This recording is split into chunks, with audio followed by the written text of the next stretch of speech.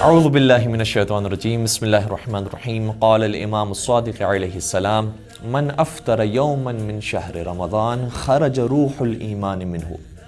ناظرین کرام، چھٹے سرکار حضرت امام جعفر صادق علیہ السلام کی آج حدیث شریف پیش کرنے کا شرف حاصل کیا، جس میں شاہ فرماتے ہیں کہ اگر کوئی شخص ماہ مبارک رمضان کا ایک روزہ بھی چھوڑ دیتا ہے جان بوجھ کر، تو ایمان کی روح اس سے نکل جاتی ہے۔ ناظرین کرام، الحمدللہ ہم سب مؤمن ہیں اور پروردگار پر ایمان رکھتے ہیں، اس کی بھیجی ہوئی کتابوں پر ایمان رکھتے ہیں، اس کے بھیجے ہوئے رسولوں پر اور ائمہ پر ایمان رکھتے ہیں، لیکن کتنے ہی ایسے ہیں کہ جو زبانی ایمان رکھتے ہیں۔ اور اگر ہم اپنی مثال بیان کریں تو ہمارے لیے بھی کبھی کبھار بڑا مشکل ہو جاتا ہے کہ کچھ معاملات کے اندر اور کچھ مسائل کے اندر ایمان پر ثابت قدم رہنا، جیسے ہی ماحول تبدیل ہوتا ہے بس اوقات ایمان بھی ہاتھوں سے نکل جاتا ہے۔ تو مؤمن واقعی کون ہے؟ الحمدللہ بہت سارے مؤمن نسلی تو ہیں، لیکن سوال یہ کہ مؤمن اصلی کتنے ہیں؟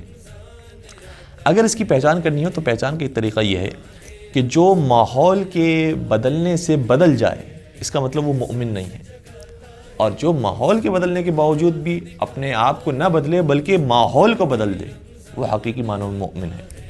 اس کی مثال قرآن کریم میں ہمارے سامنے آتی ہے کہ جب فرعون نے حضرت موسیٰ علیہ السلام کا معجزہ دیکھا اور تسلیم نہیں ہوا، تو اس نے اپنے شہروں کے اندر یہ ایک انویٹیشن بھجوایا کہ کون کون ایسا ہے کہ جو جادو جانتا ہے اور بہترین جادو دکھا سکتا ہے۔ تو تمام جادوگروں کو اس نے اپنے شہر میں دعوت دی۔ جب جادوگر آئے، ہر ایک نے اپنا اپنا جادو دکھایا۔ جب بہترین جادوگروں نے اپنے جادو کو دکھا دیا تو پھر فرعون نے کہا، اے موسیٰ اب اپنا جادو دکھاؤ۔ موسیٰ کلیم اللہ کے پاس جادو نہیں، معجزہ تھا۔ جب انہوں نے اژدہا کا معجزہ دکھایا اور ان ساری رسیوں کو کھا لیا، تو جادوگر جانتے تھے کہ اب جو چیز ہم دیکھ رہے ہیں وہ جادو نہیں ہے، معجزہ ہے، تو فوراً ایمان لے کر آئے، اور ایمان اس طریقے سے لے کر آئے کہ کہنے لگے کہ اب ہمارا ایمان ہے حضرت موسیٰ اور حضرت ہارون کے خدا کے اوپر۔ فرعون نے کہا کہ تمہیں کیا ہو گیا ہے؟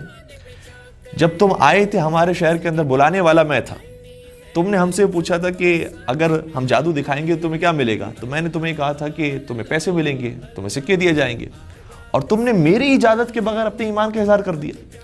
انہوں نے کہا کہ اب ہمیں تمہاری اجازت کی ضرورت نہیں ہے، تمہارے سکوں کی ضرورت نہیں ہے، بلکہ اب ہم نے وہ چیز دیکھ لی ہے کہ جس کے بعد تمہاری باتوں کا ہم پر کوئی اثر نہیں ہوگا۔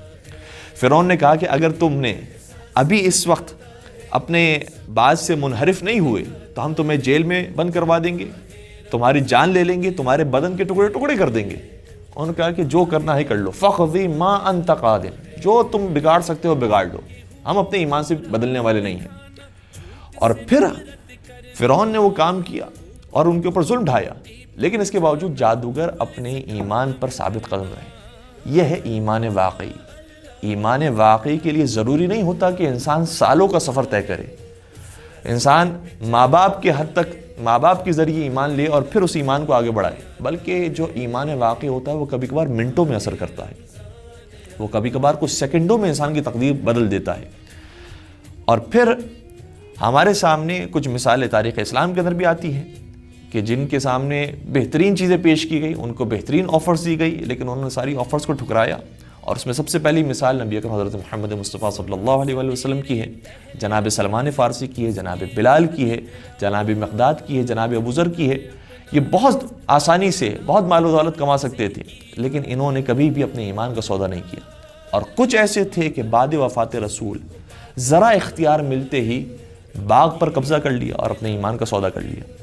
اور پھر ہمیں تاریخ کے اندر وہ مثال بھی ملتی ہے کہ حضرت امیر کائنات جب انہیں بستر رسول پر سونے کا حکم دیا جاتا ہے تو مولا فرماتے ہیں کہ یا رسول اللہ آپ کی جان بچ جائے گی؟ کہتے ہیں ہاں میری جان بچ جائے گی، لیکن تمہارے اوپر 40 تلوار زن کھڑے ہوں گے۔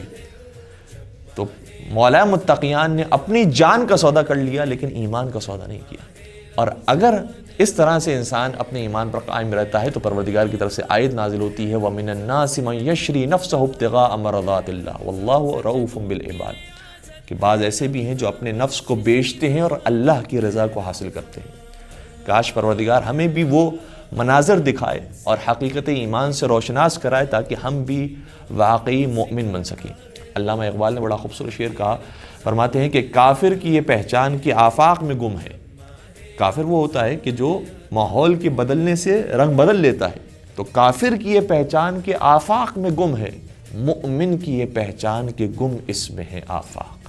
والسلام علیکم ورحمۃ اللہ وبرکاتہ۔